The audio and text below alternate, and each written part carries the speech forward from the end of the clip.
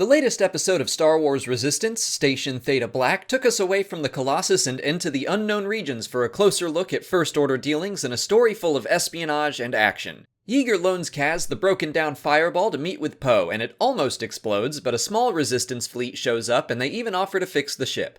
I was expecting that to come up again at the end of the episode, with Tam wondering how Kaz would have the resources for repairs. It didn't, but I think it would be an interesting way in the future to fix up the fireball and also give Tam more clues about her new friend's double life.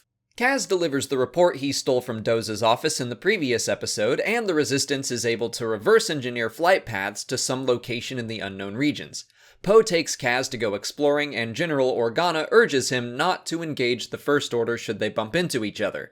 At the coordinates from the report, the two pilots discover Station Theta Black, a First Order mining facility.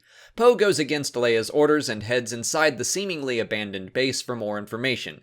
They learn that their enemies are building massive amounts of weapons, but they run into a sentry droid that sounds the alarm. I don't know if this was common knowledge or not, but this was the first time I made the connection that the boxy little droids from The Force Awakens were the same droids Captain Phasma has in Battlefront 2.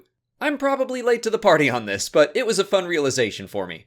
I liked that in this episode, Poe and Kaz kind of switched places. Kaz was still goofy and unsure of what to do, but Poe was the one causing problems. This story served as kind of a cautionary tale for Poe. He disobeys orders, and his recklessness endangers Kaz's life and his own. Kaz nearly does die at the end, but since he survives, there's no lesson for Poe to learn, and then by the time of The Last Jedi, it's escalated into him sacrificing the lives of an entire bomber squadron. I think it was refreshing seeing Kaz serve as the voice of reason for once, and he even gets a chance to save Poe.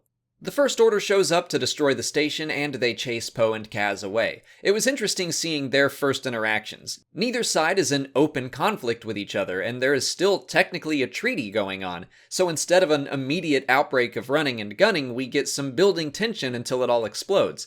I liked that, and I also liked that the First Order seemed pretty competent.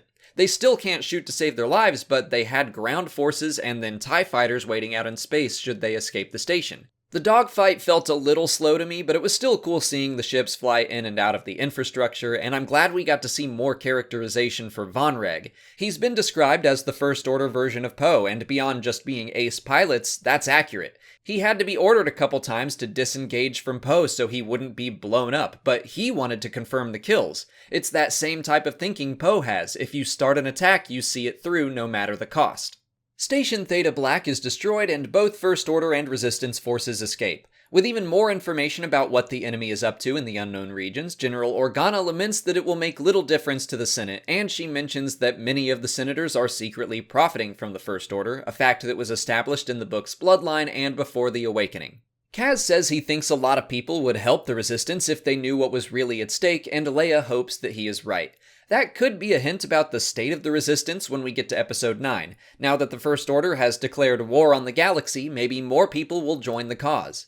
We know there are 22 episodes in Season 1 of the show, so this now marks the halfway point of the season. With that in mind, I think now is a good time to take a look at the series so far. Overall, I'm happy with it. At the very least, I look forward to watching it and discussing it every week. It still feels very similar to the start of Star Wars Rebels to me. There are a lot of goofy moments or even full episodes. Out of the first half of Rebels' first season, I only consider one of the episodes to be really good, Rise of the Old Masters.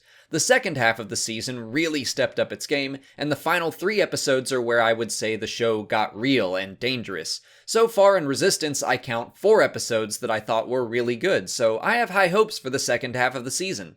I've had people ask me before why I compare Resistance to Rebels so often, and it's because of how I initially imagined Rebels. When I first saw art and trailers for the show, I was turned off as a fan. I thought it was too young for me and that I wouldn't enjoy it. I didn't even start watching it until near the end of the first season, and I don't think I started reviewing the episodes until near the end of the second season. But I was proven wrong, and I grew to love the characters and the show, and I credit Rebels for my current attitude towards Resistance. Yes, it is undoubtedly childish and goofy, but it's already proven to me that it can dabble in some heavy adult themes, and if it follows a similar pattern as Rebels, that's only going to increase.